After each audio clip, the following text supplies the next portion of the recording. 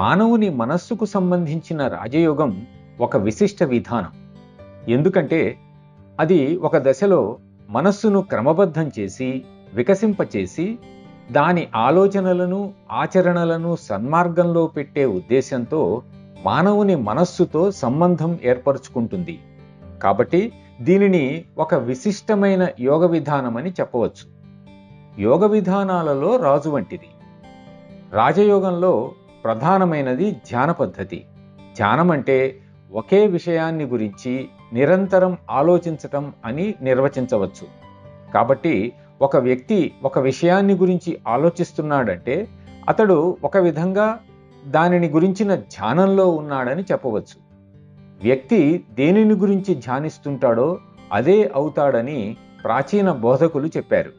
అంటే మనం దేని గురించి నిరంతరం ధ్యానిస్తామో దానినే పొందుతాము లేదా దానిలాగా మారిపోతామని అర్థం.